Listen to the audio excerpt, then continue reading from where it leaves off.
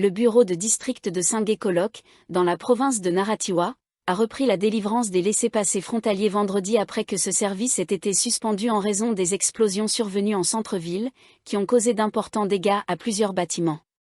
Le chef de district, Supeyant Temoseng, a annoncé la reprise du service de délivrance des laissez-passer frontaliers vendredi. Le 8 mars, des bombes déclenchées par des insurgés présumés ont causé d'importants dégâts aux bâtiments du complexe du bureau de district, y compris à l'auditorium qui abrite également la section chargée des laissez-passer frontaliers.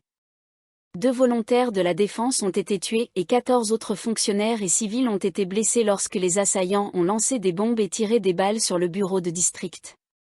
Environ 300 personnes sollicitent chaque jour ce document de voyage temporaire pour franchir la frontière avec l'État de Kelantan en Malaisie. Les Malaisiens résidant au Kelantan ont été invités à privilégier les produits alimentaires locaux plutôt que d'aller les acheter à Singé-Kolok pendant le mois de jeûne du Ramadan, en raison des préoccupations sécuritaires dans le sud de la Thaïlande. Le ministre en chef de l'État, Mod Nasrudindo, a exhorté ses compatriotes à soutenir les commerçants locaux pour des raisons de sécurité, compte tenu de la situation dans le district frontalier, selon l'agence de presse Bernama mercredi. Il n'est pas nécessaire de se rendre à Singé-Kolok dans une telle situation lorsque nous pouvons soutenir les commerçants locaux dans nos propres États, a-t-il déclaré. Des explosions ont également eu lieu dans 3 autres endroits de Singé-Kolok le 8 mars, mais aucun blessé n'a été signalé. Selon l'association de promotion du tourisme de Sangla, les violences dans le sud profond de la Thaïlande, qui ont conduit la Malaisie à conseiller à ses citoyens de reporter leur visite dans ces zones, devraient entraîner l'annulation de 10% des réservations. Les opérateurs appelant le gouvernement à trouver une solution à long terme pour rétablir la confiance. Au moins 14 passagers blessés dans un accident de bus à Phetchaburi. Au moins 14 passagers ont été blessés lorsque leur bus a heurté une conduite d'eau publique et un poteau électrique dans la province de Phetchaburi tôt vendredi matin. L'unité de secours Sawang Sanfei a rapporté que l'incident s'est produit à 4 heures du matin sur la route Phetkasem en direction de Bangkok, lorsqu'un bus longue distance en provenance de la province de Ranong a perdu le contrôle et s'est écrasé dans le district de Khao Ygroi. Tous les passagers blessés, y compris plusieurs étrangers, ont été transportés à l'hôpital de Khao Ygroi.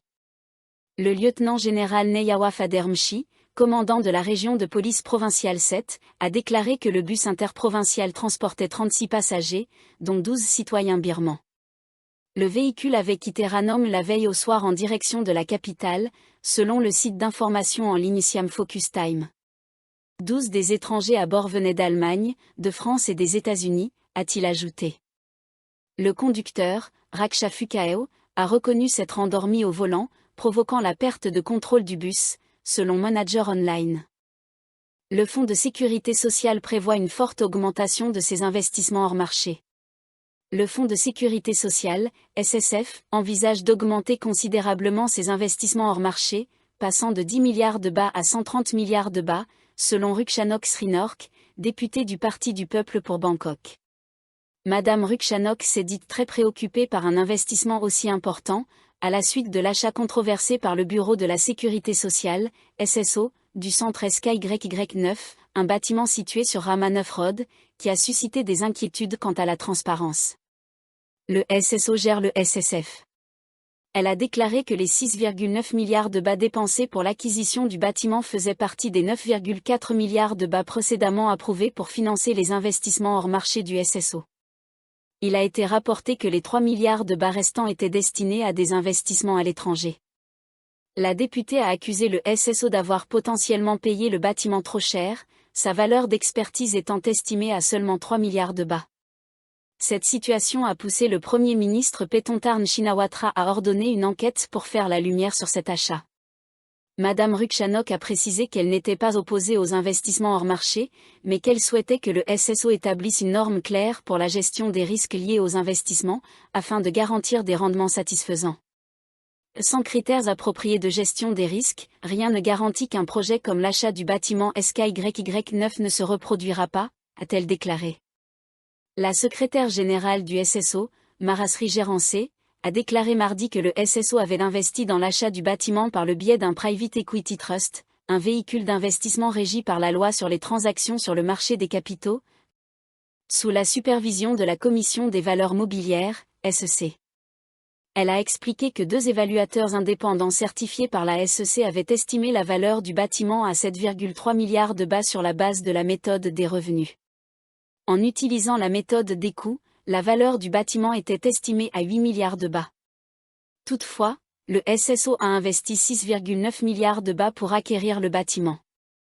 En réponse aux déclarations de la secrétaire générale du SSO, Mme Rukshanok a indiqué qu'elle demanderait officiellement aujourd'hui une copie des documents expliquant le calcul du prix d'évaluation du bâtiment au SSO.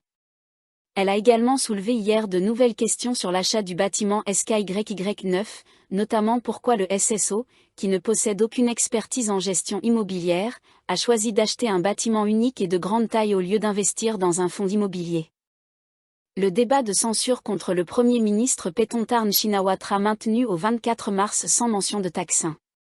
Le débat de censure contre le Premier ministre Paetongtarn Shinawatra devrait avoir lieu comme prévu le 24 mars après que le Parti du Peuple, PP, dans l'opposition, a accepté de ne pas mentionner l'ancien Premier ministre Thaksin Shinawatra pendant le débat. La décision de maintenir le débat a été prise lors d'une réunion jeudi entre les chefs de file de la majorité et de l'opposition. Le président du Parlement, Wan Muhammad Noor Matha, et le chef de l'opposition, Nathapon Ruangpanjawut, étaient également présents. Après la réunion, M. Nathapon a déclaré que le débat aurait bien lieu comme prévu, mais que la motion de censure serait modifiée pour supprimer le nom de Thaksin. Il a précisé que l'opposition utiliserait d'autres termes pour faire référence indirectement à Thaksin pendant le débat. Je pense que Thaksin est toujours une personnalité publique. S'il veut s'expliquer, les médias sont prêts à lui accorder de l'attention. Il n'est pas nécessaire qu'il s'exprime au Parlement, a-t-il ajouté. M. Nathapon a également indiqué que l'opposition avait demandé 30 heures pour interroger Mme Paetongtarn en échange de la suppression du nom de Thaksin dans le débat, une demande à laquelle les chefs de file du gouvernement se sont opposés. Les chefs de file du gouvernement et de l'opposition se réuniront à nouveau mercredi pour finaliser la durée du débat, a-t-il noté. Selon des sources, le gouvernement souhaite limiter le débat à 2 jours maximum, avec une journée supplémentaire réservée au vote de confiance.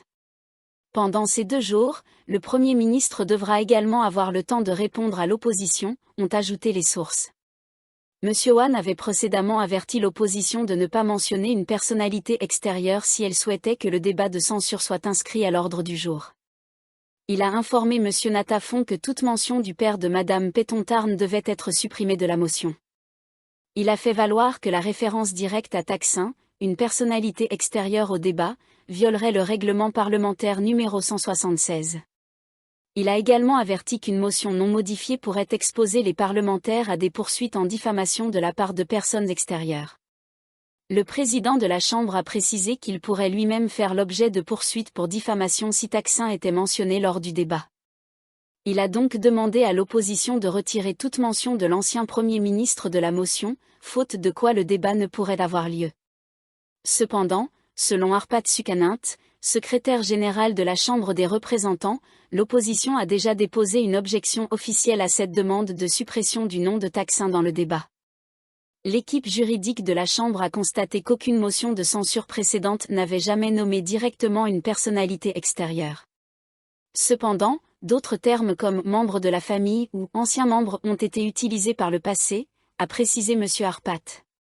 S'exprimant jeudi à la maison du gouvernement, Mme Paetongtarn a déclaré qu'elle avait entendu dire que l'opposition pourrait utiliser le terme « cet homme » comme une référence indirecte à son père lors du débat. La motion de censure, soumise au président du Parlement le 27 février, cible directement le Premier ministre et l'accuse de manquer de leadership et de laisser son père, Thaksin, tirer les ficelles du gouvernement. En réponse, Mme Paetongtarn a déclaré qu'elle était prête à répondre à toutes les questions lors du débat de censure et qu'elle laisserait les ministres répondre à toutes les questions les concernant. Mme Paetongtarn s'est dite convaincue que le gouvernement de coalition survivrait à la motion de censure, car la majorité est unie et forte.